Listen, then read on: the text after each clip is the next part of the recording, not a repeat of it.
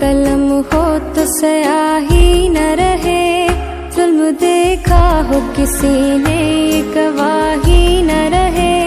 रोशनाई में डुबो कर इसे बाइल्म करे, इल्म हो रम्ल के माबैन जुदा